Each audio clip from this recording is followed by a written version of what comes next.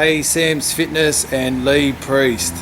I hope this is the right place to ask Lee Priest a question. If so, I was wondering how Lee Priest was able to build such a large muscle in his back, legs, arms and chest, and at the same time had such a small and more impressively flat midsection. Every bodybuilder that has an impressive back today seems to have a gorilla gut. Yet Mr. Priest has the body of a comic book character brought to life. Who? Snoopy? Yeah. Could you ask Mr. Priest how he achieved this? Thanks again. P.S. Congratulations on the Mr. Universe win, and please compete in the Olympia so that the world can see your work of art. Oh. And maybe restore the beauty of bodybuilding. Your fan, Ishwar.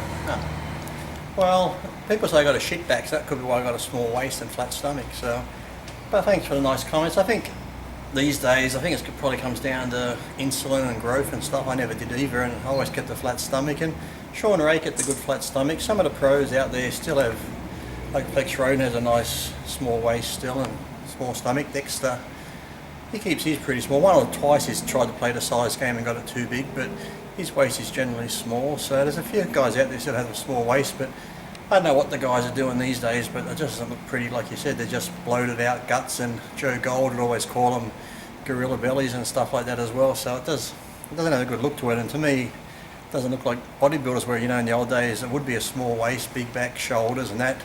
Whereas today I look at them and, like I said, I like freaky bodybuilders, but when I see the guys today I'm like, who would want to look like that? They might have some good impressive body parts, but when you look at the overall body, it just looks like a fucking mangled up wreck. It looks like a fucking Mr. Stay Puff on steroids, from Ghostbusters. That's going back a few years. So young kids, you don't know who Mr. Stay Puff is. You have to rent the original Ghostbusters, but they're actually doing a remake, so you can wait for it. He might reappear. The Michelin Man, how's that? Is that close? Yeah. Oh, look, and I think you said some of the best advice with on your Iron Mag radio show with when you know that you're up against some good competition, the guys are pretty big.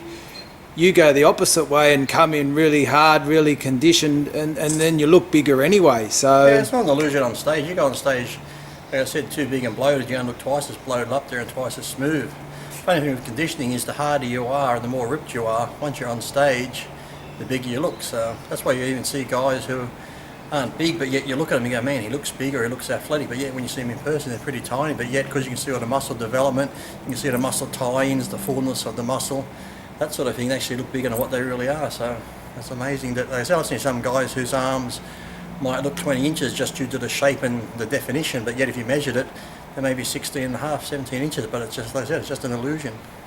And do you think this has something to do with, how they say about this bigorexia or whatever, do you think some guys just can't handle getting smaller and sharper? Well, I think it is. A lot of guys, I've had friends that won't diet for shows. They'll start to diet as soon as their t-shirt gets loose. They're like, oh no, I got to get big again. So they quit their dieting and they'll never get ready for a show because, like you said, in their mind, when they hop on the scale, if they're 100, 110, 120, so like the type of person that weigh himself every day, every day you're going to be up and down due to fluid. So if they're 120 one day, next day they're 117, in their mind they're like, I've lost 3 kilos, and they go ape shit. Like I said, they're on drugs all year round, so they've always got to be bigger and bigger and bigger, whereas they're not bigger, they're just getting fatter. So big difference between muscle and fat and water and weight and all that sort of stuff, but you can't get it through to their heads. So yet they think they look good, but yet they're just big and bloated. Like when I was off season, I knew I was bloated because I just loved eating food. I wouldn't walk around saying, look how big I am, because I knew I was out of shape. So, but yet these guys who equate, their body weight to being big, whereas shit, my grandma was a big woman, but she wouldn't win a bodybuilding show in the women's physique. So, she had like over 20-inch arms.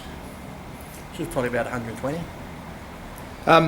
So do you even the pros? Do you think they're getting ready for a show and they're keeping an eye on the scale and they've just got in their head, I've got to be this weight and I've got to be bigger?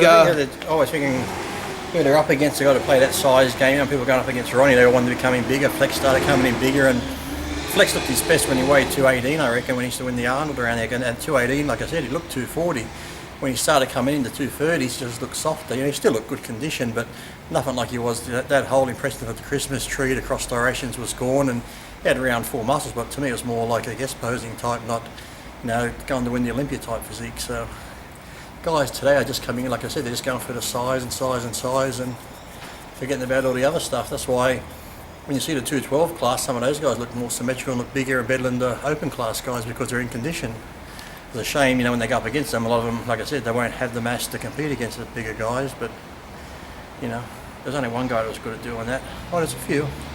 But, you know, around the mid-90s, there's only one guy. Well, no. Well, not according to Flex magazine, yeah, but... Yeah, I was going to say you weren't even in the top 25 giant killers. I didn't try hard enough. I was 26. Yeah. The list didn't go to 26, did it? But I was number 26 on the list if you had to just... Yeah, there was guys on there that I never even heard of. Those guys that ended up beaten. I think they just found anyone. Yeah. Your name could have been on the list. Yeah. Fucking number 15.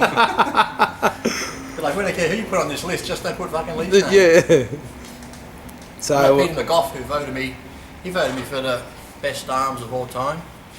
He had me like number 1 on the list for the best arms, and yet, like I said, he used to do Flex magazine when I was with Flex magazine, and I can't tell you the countless articles he did on me, calling me the giant killer and this and that and everything else. But yet, when Flex magazine, but he left Flex magazine. But when the new Flex magazine comes out with the newer people that run it, I don't exist anymore. Yeah, that's it, mate. The history book gets it's like wiped. in magazine of the up and coming pro show, they got like past Australian pro winners.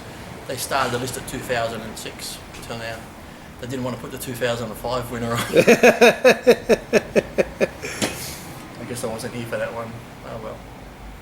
Yeah, no, you're... I've been written out. Yeah, it's so like... do I start dancing? I'll come back. You're like, you know, Adolf Hitler to Germany, you know, you're... I'm like a pork chop on the synagogue step. Yeah, that's it. Just want to forget about you. But they can't. That's annoying.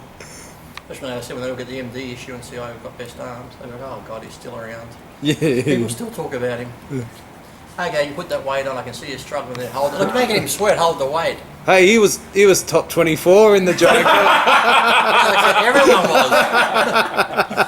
You were 24th, weren't you? Oh, they'll just find anyone. I mean, the guy from the local baker was number 5. Yeah.